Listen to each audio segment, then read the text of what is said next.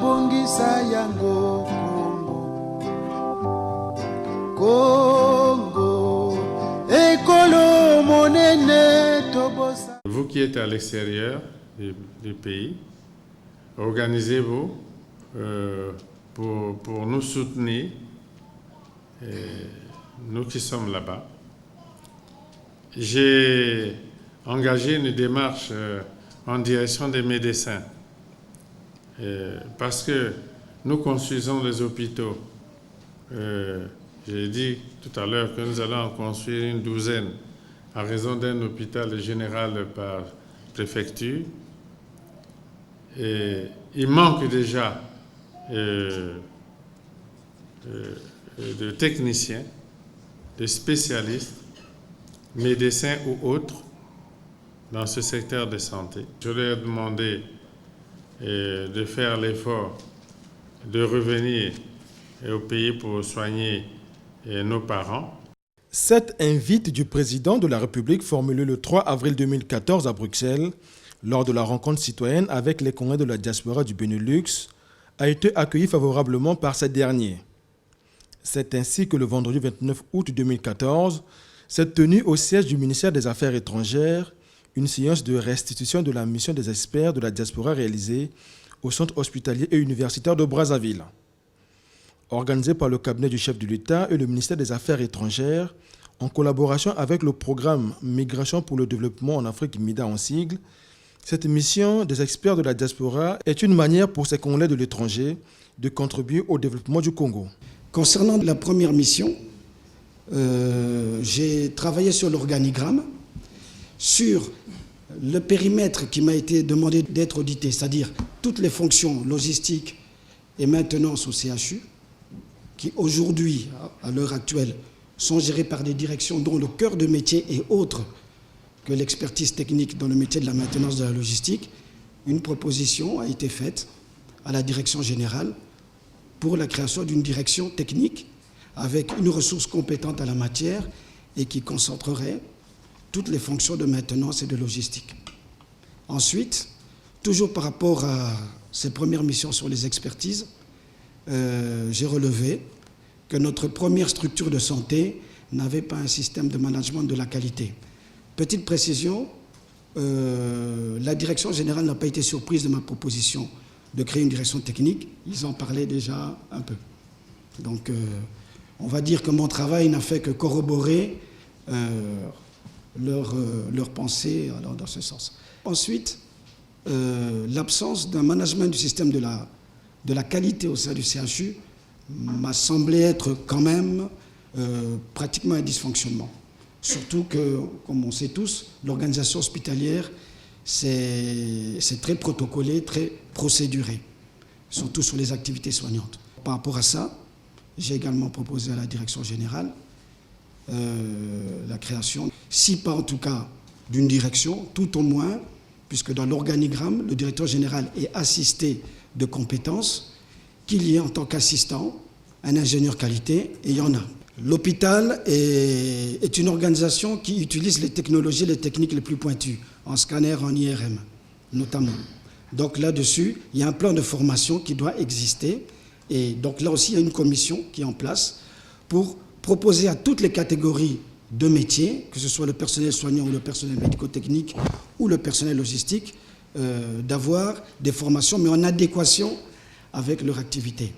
Sur l'état des équipements techniques, je m'en doutais un peu, mais là j'ai pu voir l'effort important que l'institution, donc à travers l'institution de l'État, fait dans les équipements médicaux au CHU de Brazzaville, notamment l'unité AVC que j'ai visitée, les soins intensifs, c'est de l'équipement de qualité aux standards internationaux. Par contre, l'installation de ces équipements souffre d'un manque d'accompagnement des services de maintenance qui très souvent, entre guillemets, subissent la mise en place des équipements. L'audit des ressources humaines a révélé un haut niveau de qualification du personnel. On a un personnel qui est pluridisciplinaire et j'ai pu aussi déceler une petite incompatibilité entre le profil et le poste. C'est surtout le volet informatique parce qu'on a un technicien supérieur qui devrait éventuellement animer le projet même de l'informatisation du ministère. Il faudra que les responsables politiques puissent mettre en place ce qu'on appelle en France, on n'appellerait pas ça l'AFNOR, mais au moins qu'on mette au moins ACNOR, c'est-à-dire qu'une agence congolaise de la normalisation. Faire de telle sorte que même une entreprise qui va répondre à des appels d'offres puisse avoir un manuel qualité. Et donc ce serait intéressant que le Congo puisse mettre aussi l'accent sur cette question, pousser les jeunes en fait à se former sur la question, en fait, la formation de la qualité aujourd'hui est très, très, je crois, démocratisée. Et même pourquoi pas ouvrir un département ici sur cette question du management de la qualité, parce que c'est une question humaine plutôt que de dire il y a de l'incompétence. Non, sincèrement, moi j'ai fait une semaine au CHU, je peux vous garantir qu'il y a l'implication de ces directeurs, il y a de la connaissance, ils sont ouverts à tout en fait. Donc on est disponible, c'est notre pays en fait, et ce pays nous a formés nous. Et si aujourd'hui on est en France, mais il ne faut jamais oublier que on a été formé dans ce pays, et donc on est rédévable en fait. Et donc s'il y a moyen de faire quelque chose sur le plan de la qualité, ou encore aider à des informations, donner des outils, les référentiels, la méthodologie, c'est vrai qu'on n'a pas assez de temps, mais on est disponible. Les résultats de cette expertise sont bien appréciés par les responsables des structures de santé et d'autres participants à cette séance de restitution. Je voudrais d'abord remercier les initiateurs de tout ce projet parce que c'est très important. Au niveau de l'informatique, on a vraiment besoin des compétences. Donc, pour la plupart, si nous voulons obtenir des compétences de haut niveau, nous devons absolument voir au niveau de l'extérieur. Les problèmes soulevés par l'expert étaient déjà connus par la direction générale du CHU. Et certains ont déjà commencé à avoir des solutions, notamment le plan de formation. Il y a déjà un comité qui a été mis en place. Il y a également un comité qui a été mis en place pour le projet d'établissement.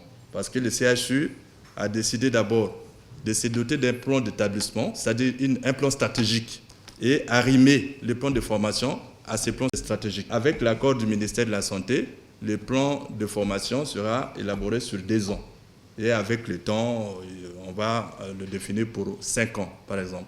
Je crois que M. Nsimba a été clair dans sa conclusion. Il vous a dit qu'il a travaillé au CHU comme un poisson dans l'eau. Parce que dans ce pays, on a toujours tendance à croire qu'il n'y a pas de liberté. Mais je pense que M. Nsimba a travaillé librement. Et tout ce qu'il vous dit, c'est tout ce qu'il a vu. Et j'aimerais simplement attendre ses conclusions finales pour que je puisse également tirer les miennes. Mais je pense que ces conseils nous seront très précieux. Quand j'ai écouté tous les intervenants, je me rends bien compte que les préoccupations qui vous ont été relevées d'emblée concernent plus le savoir-être. On n'a pas tout de suite remis en cause le savoir-faire des techniciens congolais qui sont là, les médecins, les biologistes au labo. Je n'ai pas entendu tout de suite cette préoccupation. Par contre, il y a ce savoir-être, ce comportement dans l'environnement de santé qui pose problème. Et donc, ce que vous avez observé est transposable aussi bien au CHU, au CNTS, au laboratoire national, bref, dans tous les services des établissements de santé. Et le management de la qualité, je suis très heureuse aujourd'hui d'entendre un écho à une problématique que je pose depuis plus de 3 ans, sans avoir de l'aide, je veux dire, dans mon plaidoyer, parce que aussi bien dans tous les pays du monde, on sait que c'est la transfusion sanguine qui est venue mettre en exergue ces problèmes de management de la qualité, après le problème de sang contaminé. Et au Congo, justement, cela fait 3 ans qu'au centre de transfusion sanguine, nous sommes partis dans l'instauration de la démarche qualité dans nos services. Et je vous assure que c'est difficile. C'est extrêmement difficile parce qu'il ne s'agit pas de former techniquement les gens, il s'agit de leur donner un comportement devant les actes à poser. Et ce comportement, c'est ce que j'ai entendu, c'est ce qui va nous amener à la traçabilité, au suivi, au contrôle et à la transfusion. C'est extrêmement difficile. J'ai travaillé à Marseille. Il a fallu 5 ans au centre de transfusion de Marseille pour que je constate qu'effectivement, chaque technicien a ancré la démarche qualité dans ses réflexes. Mais nous avons un avantage, le train est en marche et nous pouvons déjà aller dans ce train qui circule déjà plutôt que d'aller au départ. Pour les organisateurs, ce travail d'expertise réalisé par les Congolais de l'étranger n'est pas la dernière, ceci pour promouvoir les compétences de la diaspora congolaise. Notre souhait à nous est que le recours à l'expertise de nos compatriotes de l'étranger devienne systématique, car pour des raisons évidentes, leur adaptation à l'environnement ne pose aucune difficulté et surtout le coût de l'expertise est considérablement moins élevé. Le programme MIDA est une aubaine que le Congo doit saisir et s'approprier pour l'appliquer à tous les domaines et à plus long terme. Je vous remercie très sincèrement pour votre apport et nous pensons que cet exercice est continu et que pour l'intérêt de notre pays et pour les secteurs qui ont été retenus par le MIDA, nous continuerons ces échanges multiples, divers et très enrichissants pour les uns et les autres.